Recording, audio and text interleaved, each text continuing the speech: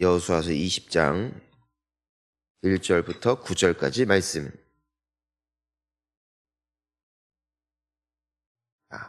함께 말씀 봉독합니다. 여호와께서 여호수아에게 말씀하여 이르시되 이스라엘 자손에게 말하여 이르기를 내가 모세를 통하여 너희에게 말한 도피성들을 너희를 위해 정하여 부지 중에 실수로 사람을 죽인 자를 그리로 도망하게 하라. 이는 너희를 위해 피해 보복자를 피할 곳이니라.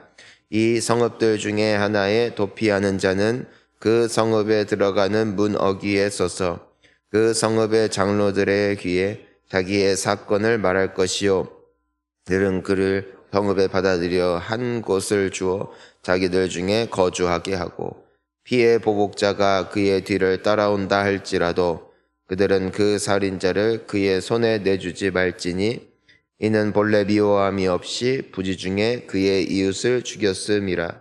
그 살인자는 회중 앞에 서서 재판을 받기까지 또는 그 당시 대제사장이 죽기까지 그 성읍에 거주하다가 그 후에 그 살인자는 그 성읍 곧 자기가 도망하여 나온 자기 성읍 자기 집으로 돌아갈지니라 하라 하시니라. 이에 그들이 납달리의 산지 갈릴리 게데스와 에브라임 산지의 세겜과 유다 산지의 기럇 아르바 곧 헤브론과 여리고 동쪽 요단 저쪽 르벤 지파 중에서 평지 광야의 베셀과 갓 지파 중에서 길르알 라목과 므낫세 바산 골란을 구별하였으니 이는 곧 이스라엘 모든 자손과 그들 중에 거류하는 거류민을 위하여 선정된 성읍들로서 누구든지 살인한 자가 그리로 도망하여 그가 회중 앞에 설 때까지 피해 보복자의 손에 죽지 아니하게 하기 위함이라. 아멘. 자, 할렐루야. 오늘 우리가 말씀을 보면은 이제 여호수아서에서 처음에는 여러 전쟁 이야기가 나오다가 그 후에는 땅을 분배하는 내용들이 쭉 나왔습니다. 어제까지 우리가 각 지파별로 어떻게 땅을 분배했는지 그 내용에 대해서 우리가 함께 살펴보았습니다. 그 사람들이 기억해야 되는 것이 있었죠. 그건 뭐냐면은 마음에 설령 내가 계획할지라도 그 발걸음은 하나님이 인도하신다. 내가 갖고 싶은 땅을 갖는 것이 아니라 제비 뽑는 거예요. 제비 뽑는 거. 그리고 여호수아와 그 여호수아를 통해서 기도하며 정해진 그 땅의 여러 가지 그 경계들을 주시는 대로 받는 거예요. 내가 갖고 싶다고 받는 게 아니라. 여러분, 우리가 살면서 때로는 저 사람은 뭘 그리 잘 타고나가지고선 저렇게 태어나면서부터 복을 받았는가, 혹은 나는 뭘 그렇게 잘못을 해서 이렇게 고생을 하는가. 그것은 어떤 사람의 행위에 따라 이루어지는 것이 아니라 우리의 마음에 소원이 있다 할지라도 하나님이 인도하신다는 것이에요. 내가 원하는 인생을 하나님이 그래 네가 그토록 마음에 원하는구나, 내가 너에게 그 삶을 주겠다 라고 하시는 것이 아니라 하나님께서 주신 삶을 사는 거예요. 남자로 나게 하셨으면 남자로 사는 겁니다. 여자로 나게 하셨으면 여자로 사는 거예요. 어떤 사람은 재능이 출중하여 어려서부터 각광받고 주목을 받고 또 성공하는 삶을 사는가 하면은, 또 어떤 이들은 나는 더 잘하고 싶지만, 나는 이 정도 수준에서 머물고 싶지 않지만, 아니 어찌하면 좋습니까? 내가 그것이 진짜 한계인데. 모든 사람들이 천재로 태어나는 것은 아니잖아요. 모든 사람들이 비상하게 태어난 것은 아니잖아요. 하지만 우리에게 주신 그 유업을 또한 누리며 우리에게 주신 그 삶을 살아내는 것, 이것이 감사하며 살아내는 하나님의 자녀들의 믿음이라는 사실입니다. 그러니까 나에게 주어지지 않은 저 땅을 부러워하는 것이 아니라 내게 주신 그 땅을 일구는 것이 신자라는 것이죠. 저 사람이 성공한 삶을 바라보면서 그것에 아쉬움을 갖는 인생이 아니라 이미 나에게 주신 재능과 나에게 주신 달란트로 최선을 다하여 충성함으로써 하나님께서 나에게 맡기신 만큼의 삶을 살아내다가 주님 앞에 설 때 우리 주님은 그 모든 인생들을 칭찬하실 줄 믿습니다. 세상에서 가장 어리석은 사람은 남의 땅을 들여다보면 침 흘리다가 정작 나에게 주어진 땅을 기경하지 못하는 사람들일 것입니다. 다른 사람들이 가지고 있는 달란트를 바라보며 부러워하다가 정작 나에게 주신 소중한 재능과 은사, 그리고 내가 할 수 있는 그 작은 것을 땅에 묻어두고 주인을 위하여, 주님의 영광을 위하여 어떠한 용도로서 쓰지 않는 사람이 가장 어리석은 사람일 것입니다. 사랑하는 성도님 여러분, 정말 우리 모두가 하나님께서 주신 그 작은 달란트, 나에게 있는 작은 도시락, 주님을 위해서 쓰는 자가 가장 귀한 인생인 줄 믿습니다. 다른 사람들 부러워하지 말고 여러분들의 삶에 감사하세요. 적게 받았습니까? 적게 받은 것에 감사하세요. 왠 줄 아세요? 많이 받은 사람들을 주변에 보니까요, 진짜 불쌍해요. 왜 불쌍한 줄 아세요? 할 일이 더럽게 많아요. 너무 많아요. 다니엘 같은 사람을 너무 부러워하지 마세요. 다니엘은 그 높은 자리에 있다 보니까 밤낮으로 눈, 코, 뜰 새 없이 바쁜 거예요. 바쁜 와중에도 신앙생활도 해야 되니까 하루에 3번씩 자기 집에 돌아가 예루살렘에 창을 열어놓고 기도하는 거예요. 너무 뛰어나기 때문에 주변에 시기 질투하는 사람들이 너무 많아서 평생 죽음의 위협 앞에 살아야 했던, 그래서 하루라도 정말 정신 차리지 않으면 언제 어떤 일들이 도사리고 있는지 알 수 없는 엄청난 그런 인생을 살아내야만 했다라는 것입니다. 화려한 삶 이면에는 그만큼 큰 고통과 번민도 있기 마련이죠. 오히려 나에게 주어진 삶이 단순한 사람일수록 비록 그들처럼 빛나는 삶처럼 보이지 않는다 할지라도 정작 그들에게는 마음에 큰 짐이 없는 것을 보게 됩니다. 그러니 많이 가진 것들을 바라보면서 환상에 빠지지 마시고 나의 수준에 맞게 나에게 주신 하나님께 영광 올려드리는 저와 우리 모든 성도님들 되실 수 있기를 축복합니다.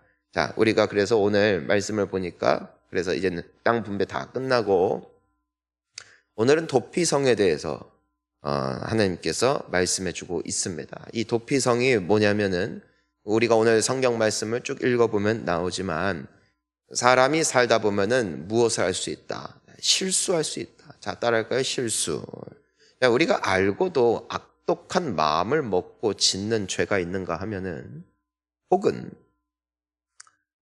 내가 의도하지 않았는데 무의식 중에 혹은 실수로 죄를 지을 때도 있습니다. 그러니까 이것은 당시에도 동일하게 있었던 것이에요. 그러니까 어떤 고의적 살인이 아니라 우발적 살인 말입니다. 그 고의적인 살인을 지은 자는 마땅히 그 벌을 받아야겠지만 그렇다고 우발적이라면 말입니다. 그것은 참으로 난감하다는 것입니다. 왜냐하면 고의가 아니라 실질적으로 이것은 실수이기 때문입니다. 하나님께서는 눈에는 눈, 이에는 이 말씀하시지만 하나님은 또한 그 각 사람의 실정에 맞게 심판하는 분이심을 우리가 보게 됩니다. 너 사람 죽였어? 네가 실수로 한 것이든 고의로 한 것이든 너는 사람을 죽였으니까 그에 마땅한 벌을 받아야 돼 라고 말씀한 것이 아니라 무엇을 가장 중요하게 보신다. 자, 따라할까요? 마음의 중심. 네, 마음의 중심이 중요한 거예요. 내가 고의적으로 이 사람을 내가 담궈야겠다. 한 사람은 사회 악이라 그건 위험한 존재요. 또한 그것은 악한 행위이기 때문에 하나님은 그것을 절대로 간과하지 않으십니다. 하지만 그것이 아니라면 내가 원해서가 아니라 원치 않는 중에 그 죄를 지은 것이라면 하나님께서는 그들에게 생명을 유지할 수 있는, 생명을 지킬 수 있는 기회를 열어주셨다는 것입니다. 여러분, 우리가 완전한 인생은 아니다 할지라도 하나님 앞에 깨끗한 양심을 가질 수 있기를 축복합니다. 내가 그럼에도 죄 지어요. 그럼에도 실수를 합니다. 하지만 우리의 중심을 아시는 여호와 하나님께서 또한 우리를 불쌍히 여기시는 하나님이심을 믿어야 할 것입니다. 오늘 이 도피하는 사람들을 위해서 하나님께서 그 성을 예비하시는 것이죠. 설령 그로 말미암아 그 피해자가 그리고 그 살해를 당한 사람의 어떤 친척이나 가족이 죽이려 따라온다 할지라도 그 도피성에 있는 장로들이 보아서 판단했을 때 이 사람에게는 절대로 고의성이 없다라고 판단이 되었을 때는 절대로 그 복수자들의 손에 넘기지 않는 제도였던 것입니다. 하지만 비록 그 사람이 억울하다, 이 고의로 살인을 저지른 사람이 아무리 억울하다 한다 할지라도 그 보복으로부터 자유할 수는 없는 것입니다. 그리고 이 사람이 진실을 말하는지 거짓을 말하는지 사람의 판단으로서는 온전하게 재판할 수 없다는 사실 또한 우리가 기억할 수밖에 없는 것이죠. 그런데 우리가 6절 말씀을 함께 읽어보자고요. 함께 6절 읽습니다. 그 살인자는 회중 앞에 서서 재판을 받기까지 또는 그 당시 대제사장이 죽기까지 그 성읍에 거주하다가 그 후에 그 살인자는 그 성읍 곧 자기가 도망하여 나온 자기 성읍 자기 집으로 돌아갈지니라 하라 하시니라. 아멘. 이제는 그 도피성을 지키고 있는 몇몇 장로들에게서뿐만이 아니라 회중 앞에서는 공공재판을 받는 날까지 이 살인자는 도피성 안에 숨어 있어야 됩니다. 이것이 첫 번째 조건입니다. 만약에 도피성을 빠져나가면은 그러면 죽임을 당한다 할지라도 어느 누구에게도 잘못이 없는 것이에요. 도피성 안에 있어야만 되는 것이에요. 우리는 예수 안에 있어야만 돼요. 내가 기도하지 아니하고 예수 안에 거하지 아니하고 시험에 들거나 내가 어려운 일을 당한다면 그때 우리는 할 말이 없습니다. 할 말이. 왜냐하면 예수님이 우리에게 말씀하신 것은 단 하나 아닙니까? 내 안에 거하라 하셨어요. 내 안에 거하라. 우리 인생의 진정한 도피성은 오직 예수 그리스도세요. 그 밖을 나가면 우리는 우리를 끊임없이 음해하려 하고 우리를 끊임없이 낙심시키려 하고 우리를 끊임없이 무너뜨리려 하는 저 우는 사자와 같이 두루다니며 삼킬 자를 찾고 있는 원수 마귀의 밥이 될 수밖에 없는 존재라는 것이에요. 도피성 되시는 예수 안에 거해야 합니다. 우리가 새벽에 기도하는 이유죠. 매일 기도해도 사실 살아가는 것이 만만하지 않아요. 사탄은 기어이 그 틈을 비집고 들어와서 조금이라도 틈이 보인다면 우리에게 해를 끼치려 온갖 몸부림을 다치고 있습니다. 하지만 우리의 진정한 피난처 되시는 우리 주님이 우리와 함께 하시는 이상 우리는 결코 그 원수 마귀의 비방과 그 모든 공격에 무너지지 아니할 줄 믿습니다. 거기에 거해야 예수 안에요. 예수밖에 없는 거예요. 따라할까요? 예수밖에 없는 예수. 오직 예수. 교회를 가까이 하세요. 예수를 가까이 함이 곧 교회를 가까이 함이에요. 왜냐? 교회는 그리스도의 몸된 교회예요. 아무리 의미해서 내가 교회다 주창한다 할지라도 하나님께서 우리에게 그리스도의 몸으로 주신 공동체, 그것은 교회예요. 교회를 사랑함으로 예수님을 사랑하는 것이고 교회에 충성함으로 그리스도께 충성하는 것이에요. 나는 목사 말은 안 듣지만 예수님은 내가 말을 듣는다. 내가 교회는 싫어하지만 예수님은 사랑한다. 이거야말로 업인 거예요. 말이 안 되는 거예요. 교회를 가까이 하면 곧 그리스도를 가까이 함이고 교회에 충성함이 곧 그리스도께 충성함입니다. 이것을 어느샌가 이 정신이 사라져 버리니까 모이기가 패해지는 거예요. 모이기가 패해지는 거. 우리는 그리스도 안에서 서로 사랑함으로 예수를 사랑하는 사람들입니다. 그것이 교회 공동체예요.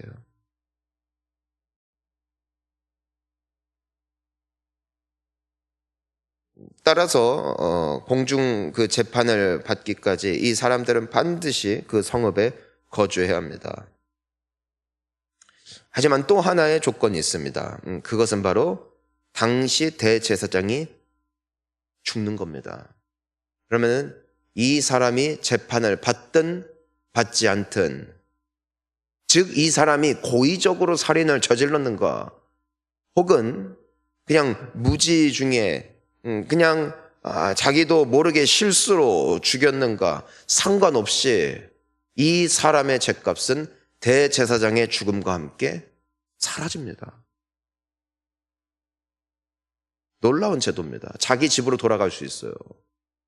재판을 받지 않았다고, 공공재판을, 그러니까 치밀하고 세밀한 모든 조사를 통하여서 모든 사람들이 납득할 만한 증거를 제시하여 무죄라고 선포되어지는 하나의 방법이 있는데, 또 하나의 방법이 뭐라고요? 대제사장이 그때 죽는 날, 그 해의 제사장이, 그 당시의 대제사장이 죽는 날 그 사람의 죗값이 사라진다. 여러분, 이것이 우리에게 보여주는 바가 무엇입니까? 오늘 우리의 가운데 계시는 하늘에서 내려오신 진정한 대제사장, 우리의 모든 죗값을 치르기 위해서 이 땅에 오셔서 우리의 죄를 위하여 친히 죽임을 당하신 대제사장, 그분은 바로 예수 그리스도십니다. 우리는요, 여러분, 첫 번째 조건은 뭐예요? 내가 적어도 고의성이 없었다면 봐주는 것입니다. 그게 첫 번째 조건이에요. 공공재판 말입니다. 하지만 두 번째는 무엇입니까?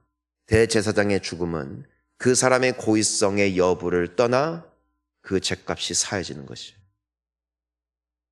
우리는 알고도 죄 짓습니다. 죄임을 알고도 그 죄를 짓곤 합니다. 우리는 이것이 하나님의 마음을 아프게 한다는 사실을 알고도 욕심에 이끌려 그 죄를 지을 때가 있습니다. 우리가 어느 누가 난 고의성이 없었다, 실수였다, 내가 욕을 했던 거, 내가 그 사람을 아프게 했던 거, 내가 상처를 줬던 거, 나는 명백히 실수였어요 말할 수 있는 사람은 이 세상에 존재하지 않습니다. 의인은 없나니 하나도 없는 것이죠. 우리는 하나님의 의의 재판대 앞에 서면 어느 누구도 의롭다 일컬음을 받을 자가 없습니다. 마치 공공재판을 통해 이 사람의 고의성 여부를 판단하는 재판을 통해 고의성이 있다면 이 사람이, 이 살인자가 죽임을 당하는 것처럼 말입니다. 우리가 하나님 앞에 우리의 민낯이 낱낱이 다 드러나게 되는 그날 말입니다. 우리 중에 구원을 받을 자가 아무도 없습니다. 그래서 대제사장이 필요한 겁니다. 그래서 예수의 죽음이 필요한 것입니다. 나의 고의적인 혹은 무의식 중에 지은 죄든 간에 씻을 수 없는 죄, 형벌받을 수밖에 없는 죄, 영원한 심판을 받을 수밖에 없는 모든 죄, 그 죄값을 치르기 위해서 우리의 큰 대제사장이 십자가 위에 죽으셨습니다.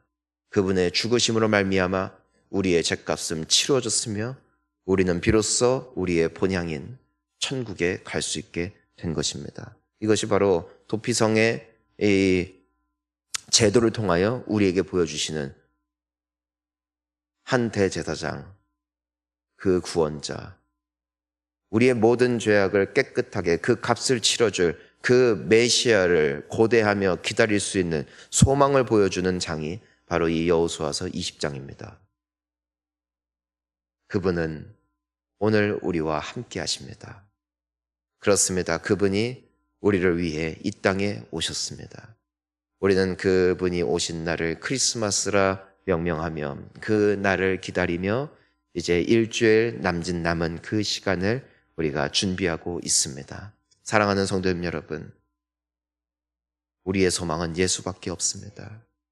이 땅을 사는 동안에 예수 안에 거합시다. 그리하여 원수마귀에 밥되지 말고 예수 안에 보호와 또한 그분의 위로하심 가운데 거하는 우리 모두가 될 수 있기를 소망합니다.